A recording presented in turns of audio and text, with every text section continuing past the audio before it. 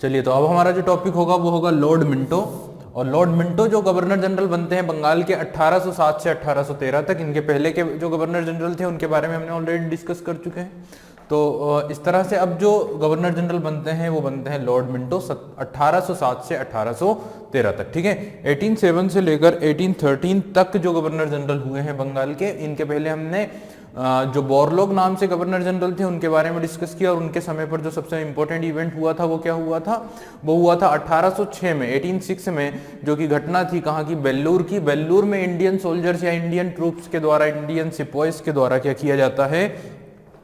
Mutiny की जाती है, विद्रोह किया जाता है। और उस विद्रोह के पीछे का जो रीजन था वो ये था कि जो भारतीय सिपाही थे, जो भारतीय सैनिक थे, उनकी जो धार्मिक मान्यताएं थी उनके ऊपर एक प्रकार से प्रभाव पड़ रहा था, उनके ऊपर इम्पेक्ट किया जा रहा था। और उनकी जो रिलीजियस ड्रेसेस थी, जो रिलीजियस मान्यताएं थी, उन पर उनको प्रतिबंध लगाने की कोशिश की जा रही थी। और एक प्रकार से क्रिश्चियनिटी में या ईसाई धर्म में परिवर्तन करने का उनको डर था। ठीक है, और इस कारण से ये रिवोल्ट होता है 10 जुलाई 1806 1806 को।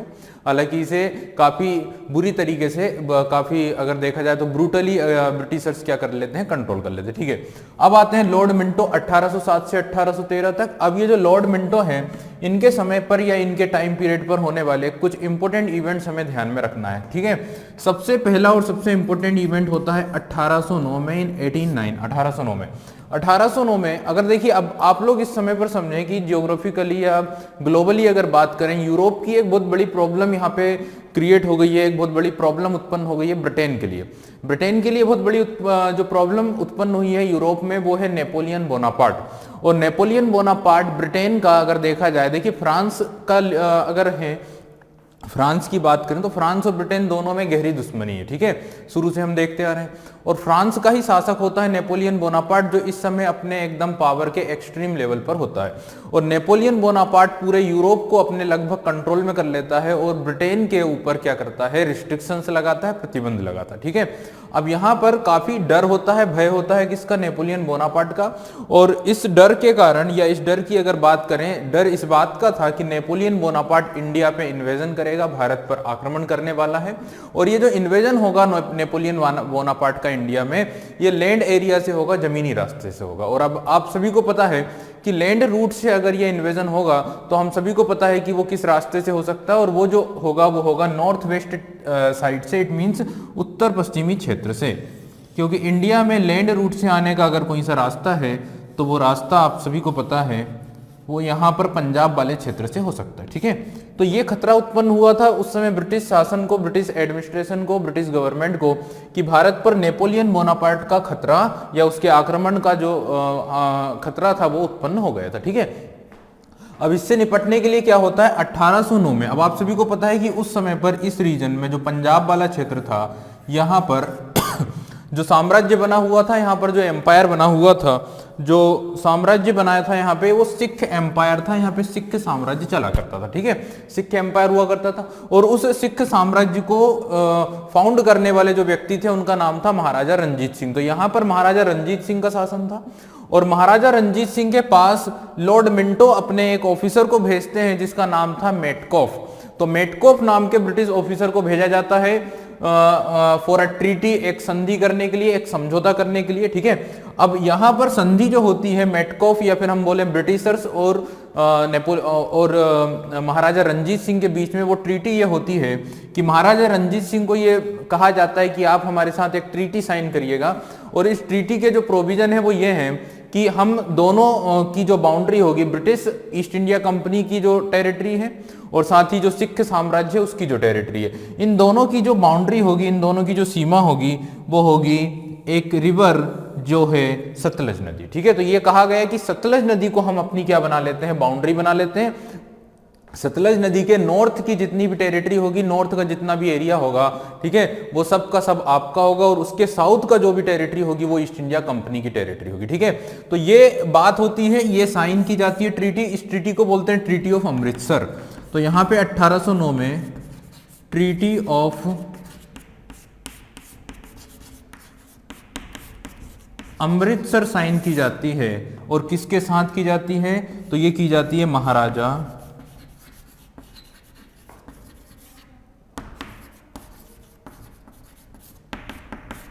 रंजीत सिंह के साथ, ठीक है। अब महाराजा रंजीत सिंह के साथ ये ट्रीटी होती है जिसे हम बोलते हैं ट्रीटी ऑफ अमृतसर। और इस ट्रीटी का बेसिकली सबसे महत्वपूर्ण बिंदु जो होता है वो ये होता है कि जो सतलज रिवर होगी, Sutlej river is known as the boundary between the Sikh empire and the East India Company. East India Company की जो टेरिटरी है या जो ईस्ट इंडियन टेरिटरी है उसमें और सिख साम्राज्य के बीच में जो सीमा है वो क्या है, वो है सतलज नदी, ठीक है। और महाराजा रंजीत सिंह को ये कहा गया है कि आप जितनी भी टेरिटरी एक्सपांड करने चाहते हैं, जितना भी साम्राज्य बढ़ाना चाहते हैं सतलज नदी के नॉर्थ में, ठीक है, सतलज नदी के अगर बात करें वेस्ट में, तो उतना आप बढ़ा सकते हैं, आपके ऊपर कोई भी रोक टोक नहीं होगी, ठीक है। लेकिन साउथ में आपको इंटर नहीं करना है, इधर इसके नीचे जो भी टेरिटरी है वो हमारी होगी, ठीक है। अब ये करने के पीछे का जो टारगेट था वो ये था कि यहां से सिक्योर होना चाह रहे हैं, इस क्षेत्र से सुरक्षित होना चाह रहे हैं कौन, ईस्ट इंडिया कंपनी। क्योंकि जब नेपोलियन बोनापार्ट आएगा तो यहां पे उसे किससे भिड़ना होगा, या यहां पर उसे सबसे पहले कौन मिलेंगे, सबसे पहले उसे मिलेंगे रंजीत सिंह, ठीक है। तो यहां पर एक सुरक्षात्मक ट्रीटी की गई है, एक सिक्योरिटी के दृष्टिकोण से की गई संधि थी जिसमें रंजीत सिंह को यहां पर सिक्योर कर दिया। रंजीत सिंह को यहां पर बात क्लियर हो गई है कि अच्छा, रंजीत सिंह के पॉइंट ऑफ व्यू से सोचा जाए तो रंजीत सिंह के लिए भी ये ठीक ठाक डिसीजन था, क्योंकि वो भी ईस्ट इंडिया कंपनी से सिक्योर्ड फील चाह रहे थे, वो भी ईस्ट इंडिया कंपनी से सुरक्षित रहना चाहते थे। तो उन्हें भी लगा कि चलिए ईस्ट इंडिया कंपनी की जो अटैकिंग पॉलिसी है, क्योंकि देखिए पूरे इंडिया में अगर बात करें तो पूरे इंडिया के जितने भी एम्पायर थे, पूरे भारत में जितने भी साम्राज्य थे, उन सभी को ईस्ट इंडिया कंपनी ने क्या किया था, कॉन्कर कर लिया था, जीत लिया था। तो ये एक थ्रेट यहां पर भी था, महाराजा रंजीत सिंह के ऊपर भी ये थ्रेट था ईस्ट इंडिया कंपनी का। तो यहां पर जो थ्रेट है ईआईसी की इंपीरियलिस्टिक पॉलिसी का, वो यहां पे खत्म हो गया, ठीक है। तो रंजीत सिंह के पॉइंट ऑफ व्यू से सोचा जाए तो उनके लिए भी ट्रीटी बेनिफिशियल थी, और अगर ब्रिटिशर्स के पॉइंट ऑफ व्यू से सोचा जाए तो उन्हें जो थ्रेट था किसका, नेपोलियन बोनापार्ट का नॉर्थ वेस्ट से इन्वेजन का, वो थ्रेट यहाँ पे खत्म हो गया, क्योंकि अब इस जगह की सिक्योरिटी जो है वो कौन के हाथ में है, वो रंजीत सिंह के हाथ में। और जब नेपोलियन का अगर इन्वेजन होगा तो पहले उसकी लड़ाई किसके साथ होगी, महाराजा रंजीत सिंह के साथ, ठीक है। तो ये एक बहुत ही इंपॉर्टेंट पॉइंट यहाँ पे हो जाता है। ट्रीटी ऑफ अमृतसर आपसे पूछा जाएगा किसके समय पर साइन की गई थी, तो ये साइन की गई थी लॉर्ड मिंटो के टाइम पर, और इसके लिए उन्होंने अपने एक ऑफिसर को भेजा था जिसका नाम था मेटकॉफ, ठीक है। तो मेटकॉफ को भेजा गया था इस ट्रीटी को साइन करने के लिए। अब देखिए नेक्स्ट इंपॉर्टेंट पॉइंट जो इनके समय पर होता है वो होता है चार्टर एक्ट 1813, ठीक है। चार्टर एक्ट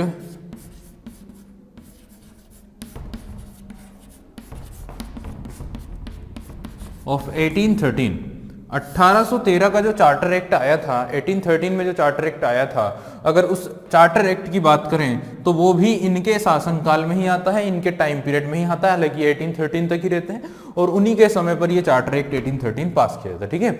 अच्छा, इसके बीच में अगर हम देखें 1807 से 1813 तो कोई भी दूसरा इंपॉर्टेंट इवेंट नहीं है, charter act most important event यहाँ पे होता है।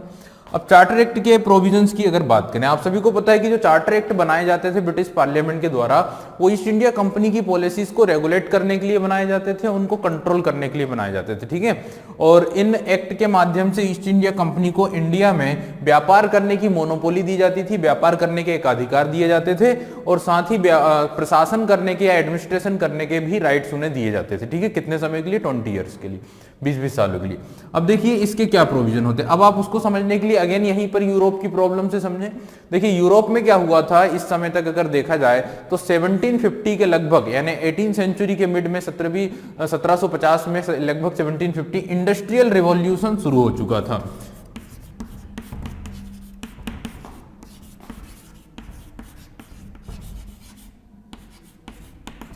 औद्योगिक क्रांति शुरू हो चुकी थी, इंडस्ट्रियल रिवॉल्यूशन शुरू हो चुका था।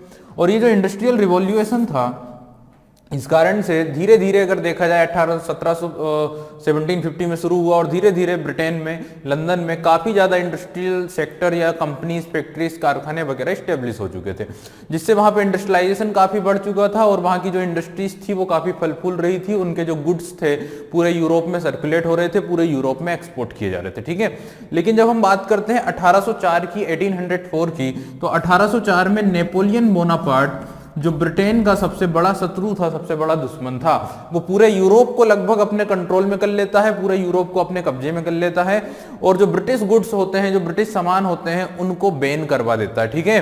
ब्रिटेन का काफी बड़ा दुश्मन है, इसलिए ब्रिटेन को इकोनॉमिकली वीक करना, ब्रिटेन को आर्थिक रूप से कमजोर करना, ये नेपोलियन बोनापार्ट का एक टारगेट था, ये एक लक्ष्य था। इसलिए सारे के सारे जो ब्रिटिश गुड्स थे उन पर वो क्या कर देता है, यूरोप में बैन लगवा देता। अब देखिए इसके कारण क्या होता है कि जो ब्रिटिश इंडस्ट्रीज होती है, जो ब्रिटिश गुड्स होते हैं, उनमें प्रॉब्लम्स क्रिएट होने लग जाती है, वहां पे आर्थिक रूप से जो है कमजोरी आ जाती है, इकोनॉमिकली वीकनेस वहां पर स्टेबल वहां पर देखी जाती है। ठीक है, अब ये जो इंडस्ट्रियलिस्ट होते हैं ये क्या कोशिश करते हैं, देखिए ये यहां पर भी गुड्स नहीं बेच सकते। और इंडिया की अगर बात करें तो इंडिया में यहां पे अगर देखा जाए तो ईस्ट इंडिया कंपनी व्यापार करती है, और ईस्ट इंडिया कंपनी को दी गई है ट्रेड की मोनोपोली या व्यापार के एकाधिकार। ये कौन ने दिए हैं, ये दिए हैं चार्टर एक्ट 1793। चार्टर एक्ट 1793 में 20 साल के लिए जो ट्रेडिंग मोनोपोली थी वो बढ़ा दी गई थी। ठीक है, और ये मोनोपोली कब तक रहने वाली थी, ये मोनोपोली रहने वाली थी 1813 तक। तो इसके पहले जैसे ही इन इंडस्ट्रियलिस्ट को पता चलता है कि जो मोनोपोली है ईस्ट इंडिया कंपनी की, उसके लिए एक रेगुलेशन आने वाला है, उसके लिए एक एक्ट आने वाला है, चार्टर एक्ट 1813। तो ये जो जितने भी व्यापारी लोग थे ब्रिटेन के या लंदन के, जिनकी जो इकोनॉमिकल कंडीशन थी काफी ज्यादा पुअर हो चुकी थी, काफी ज्यादा वीक हो चुकी थी, क्योंकि यूरोप में इनके गुड्स अब बिक नहीं रहे थे, उनके ऊपर रिस्ट्रिक्शंस था किसका, नेपोलियन बोनापार्ट का। इंडिया में ये ट्रेड कर नहीं सकते थे क्योंकि मोनोपोली किसको दी हुई थी, ईस्ट इंडिया कंपनी को। तो अब इनकी जो कोशिश है, इनका जो ट्राई है वो ये है ब्रिटिश गवर्नमेंट से कि जो मोनोपोली ईआईसी को दी गई है, इस मोनोपोली को क्या किया जाए, खत्म किया जाए, और जो बाकी के इंडस्ट्रियलिस्ट हैं, बाकी के जो इंडस्ट्रियल सेक्टर्स हैं, बाकी की जो कंपनीज हैं, उन्हें भी इंडिया में क्या किया जाए, ट्रेड करने के लिए फ्री किया जाए। ठीक है, तो ये कोशिश करते हैं, और ये ब्रिटेन की गवर्नमेंट और ब्रिटेन की क्वीन से आकर मिलते हैं कि फाइनली जो मोनोपोली है उसे समाप्त किया जाए और हमें भी ब्रिटेन इंडिया में ट्रेड करने का मौका दिया जाए। ठीक है, तो 1813 के चार्टर एक्ट का सबसे इंपॉर्टेंट प्रोविजन ही ये होता है कि जो ईआईसी की मोनोपोली थी ट्रेड की या व्यापार की, उसे क्या कर दिया जाता है, समाप्त कर दिया जाता है। ठीक है, तो सबसे महत्वपूर्ण पॉइंट ये है कि monopoly of EIC was abolished. Monopoly जो हुई है ईस्ट इंडिया कंपनी की वो समाप्त हो गई है। लेकिन अभी भी कुछ ऐसे बिजनेस थे, कुछ ऐसे सेक्टर्स थे बिजनेस के या ट्रेड के, जो ईआईसी के हाथ में ही थे। ईआईसी को उनकी अभी भी कुछ मोनोपोली बनी हुई थी, जैसे चाय का जो व्यापार था, टी का जो ट्रेड था, और साथ ही जो चाइना के साथ रेशम का व्यापार होता था, चाइना के साथ जो सिल्क का ट्रेड होता था, उस पर अभी भी मोनोपोली बनी हुई थी किसकी, ईस्ट इंडिया कंपनी की। तो ओवरऑल अगर बात की जाए the monopoly of EIC was abolished but except two sectors, Chinese silk and tea. तो चाइनीज सिल्क और टी का जो ट्रेड है वो अभी भी मोनोपोली उस पे ईआईसी की बनी हुई है, बाकी मोनोपोली समाप्त कर दी गई। ठीक है, इससे क्या हुआ कि ब्रिटेन के जो बाकी के इंडस्ट्रियल सेक्टर्स जो थे, बाकी के जो फैक्ट्रीज कारखाने के जो व्यापारी थे, उनके भी गुड्स इंडिया में आने लगे। और ये जो गुड्स थे ये काफी ज्यादा अगर देखा जाए तो काफी ज्यादा इंडियन गुड्स के कंपेरेटिवली काफी ज्यादा क्या थे, सस्ते थे और काफी अच्छे गुड्स थे। क्वालिटेटिव अगर दृष्टि से देखा जाए तो काफी अच्छे थे, क्योंकि ये फैक्ट्रीज कारखानों में बने हुए मशीनी सामान थे। इसका जो बुरा इंपैक्ट जो पड़ा है 1813 के बाद, देखिए 1813 के पहले भी काफी कोशिश की गई थी कि इंडियन गुड्स को या इंडिया के जो ट्रेड है, इंडिया का जो व्यापार है, इंडिया के जो गुड्स हैं उसको हार्म पहुंचाया जाए, नुकसान पहुंचाया जाए, लेकिन अभी तक उतना इंपैक्ट नहीं हुआ। 1813 के बाद, 1813 के बाद ब्रिटिशर्स के द्वारा या ब्रिटिश पॉलिसीज के द्वारा इंडिया का जो ट्रेड था उस पर सबसे गहरा प्रभाव पड़ता है, और भारत के जो इंडस्ट्रीज थी वो लगभग क्या हो जाती है, समाप्त की कगार पर आ जाती है और बंद होने की स्थिति में जाती है। काफी जो इंडियन जो गुड्स पूरे यूरोप में फेमस थे, पूरे ब्रिटेन में प्रसिद्ध थे, वो धीरे धीरे से क्या हो जाते हैं, अपनी प्रसिद्धि खोते जाते हैं। और ये सब कुछ जो घटना घटती है 1813 के बाद होता है, 1813 के बाद होता है। ठीक है, तो ये एक बहुत बुरा प्रभाव पड़ता है 1813 के चार्टर एक्ट का, कहां पर, इंडिया की इकोनॉमिकल कंडीशन में। खासतौर से जो इंडिया के दस्तकार थे, इंडिया के जो शिल्पकार थे, इंडिया के जो स्मॉल स्केल इंडस्ट्रीज के जो लोग थे, ठीक है ना, हस्तशिल्पकर्ता की बात करें, हथकरघा लोगों की बात करें, जो तो उनके एक प्रकार से देखा जाए तो उनका जो पूरा व्यापार था वो क्या हो जाता है, खत्म हो जाता है, समाप्त हो जाता है। ठीक है, और इंडिया में भी इकोनॉमिकली वीकनेस यहाँ पे आने लग जाती है, पुअरिटी आ जाती है, गरीबी देखी जाने लग जाती है। तो ये मोनोपोली खत्म हो जाती है और बाकी कंपनियां इंडिया में आती है, जिससे इंडिया की जो इकोनॉमिकल कंडीशन है वो बुरी हो जाती है, वीक हो जाती है। ये सारी चीजें हमने देखी।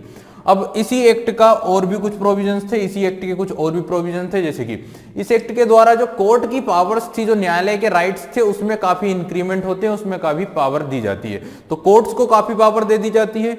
अभी तक जो कोर्ट्स थे उसमें यूरोपियंस के खिलाफ कन्विक्ट नहीं किया जाता था, या यूरोपियंस को कन्विक्ट नहीं किया जा रहा था। ठीक है, अब यहां पर ये पावर मिल जाती है कोर्ट को, और उसमें यूरोपियन ब्रिटिशर्स को या यूरोपियंस को भी कन्विक्ट करने के राइट्स मिल जाते हैं। ठीक है, तो 1813 के बाद जो कोर्ट्स की पावर्स थी, जो न्यायालय के अधिकार थे, जो अभी तक सिर्फ इंडियंस को ही कन्विक्ट कर पाते थे, अब वो ब्रिटिश यूरोपियंस को भी क्या कर पाएंगे कन्विक्ट कर पाएंगे। तो कोर्ट्स की पावर्स बढ़ जाती है।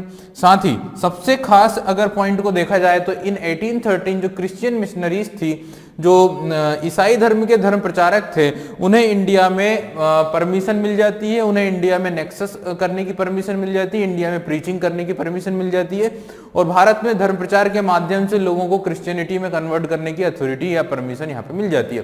तो ऑफिशियल लेवल पर बात की जाए, आधिकारिक तौर पर बात की जाए, तो जो क्रिश्चियन मिशनरीज थी उन्हें यहाँ पे इंडिया में आने की परमिशन यहाँ पे मिलती है बाय द चार्टर एक्ट 1813। ठीक है, तो ये लोग इंडिया में आते हैं और अपना धर्म प्रचार शुरू करते हैं, और भारत में ज्यादा से ज्यादा ईसाई धर्म के लोगों को या ज्यादा से ज्यादा भारतीयों को कन्वर्ट करने की कोशिश करते हैं, किसमें?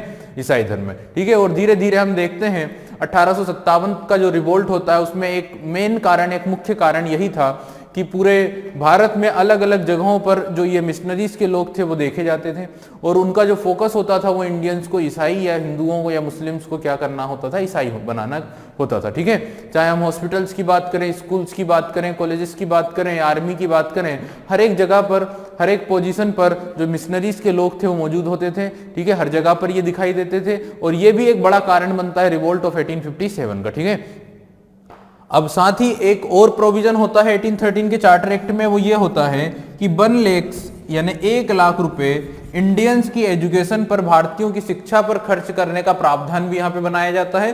1 lakh rupees should be spend for the education of Indians, और अब इंडियंस को स्कूल बनाना होगा इंडियंस के लिए, इंडियंस को बुक्स प्रोवाइड करानी होगी, इंडियंस के लिए एजुकेशन का एक पूरा प्रोफार्मा तैयार करना होगा। तो इस तरह की गतिविधि शुरू करने के लिए 1813 में एक फंड की बात बोली जाती है पार्लियामेंट की ओर से, कि हर साल ईस्ट इंडिया कंपनी को क्या करना है? 1 लाख रुपए खर्च करना है इंडियंस की एजुकेशन पर। ठीक है, और फोकस करना है कि धीरे धीरे जो इंडियंस हैं वो भी वेस्टर्न एजुकेशन, साइंटिफिक एजुकेशन या मॉडर्न एजुकेशन की तरफ क्या हो सके? अट्रैक्ट हो सके। देखिए, अब ये कोशिश तो की गई, लेकिन ईस्ट इंडिया कंपनी की बात करें, इनके ऑफिसर्स की बात करें, तो कई सालों तक इन्होंने ये जो छोटा सा फंड था वो भी रिलीज नहीं किया इंडियंस की एजुकेशन के लिए। ठीक है, फाइनली जो वर्किंग शुरू हुई है एजुकेशन में वो 1835 के लगभग हुई है, क्योंकि हम देखते हैं कि इन लोगों ने डिसाइड नहीं कर पाए, इन लोगों ने तय नहीं कर पाए कि कौन सी एजुकेशन इंडियंस को प्रोवाइड कराई जाए, या तो इन्हें साइंटिफिक एजुकेशन, या फिर हम बात करें वेस्टर्न एजुकेशन, या फिर मॉडर्न एजुकेशन। इस तरह से ये लोग कंफ्यूज रहे कि कौन सा एजुकेशन प्रोवाइड किया जाए इंडियंस को, या फिर जो इंडिया का ही जो एजुकेशन सिस्टम है, भारत का ही जो एजुकेशन सिस्टम है, वो इन्हें प्रोवाइड कराया जाए। साथ ही साथ एक बहुत बड़ा कंफ्यूजन जो था वो ये था कि क्या मीडियम रखा जाए, मीडियम क्या रखा जाए, हिंदी रखा जाए, इंग्लिश रखा जाए, या जो इंडिया की लैंग्वेजेस हैं उनका मीडियम रखा जाए। तो फाइनली इस चीज का जो सॉल्यूशन होता है वो 1835 में जो मैकाले होते हैं, मैकाले के द्वारा इसका सॉल्यूशन निकाला जाता है, और फाइनली जो मीडियम रखा जाता है वो इंग्लिश रखा जाता है, और जो वेस्टर्न एजुकेशन थी, जो साइंटिफिक एजुकेशन थी, उसको यहाँ पे प्रोवाइड कराने की कोशिश की जाती है। धीरे धीरे जो मिडिल या जो हायर क्लासेस के जो लोग थे उन्हें एजुकेट किया जाता है, और ये सोचा जाता है कि ये लोग जो है एजुकेशन को प्रोवाइड कराएंगे निचले वर्ग के लोगों को जो निचले तबके के लोग हैं उन्हें एजुकेशन प्रोवाइड कराई जाएगी, और इस तरह से ट्रांसफर किया जाएगा एजुकेशन का। ठीक है, क्योंकि ईस्ट इंडिया कंपनी का ये मानना था कि उनके पास उतने रिसोर्सेस नहीं है, उनके पास इतने सोर्सेस नहीं है कि जो है एजुकेशन पूरे के पूरे इंडियंस को प्रोवाइड कराई जाए। तो धीरे धीरे कुछ इंडियंस को एजुकेट किया जाता है, और उनसे ये कल्पना की जाती है, उनसे ये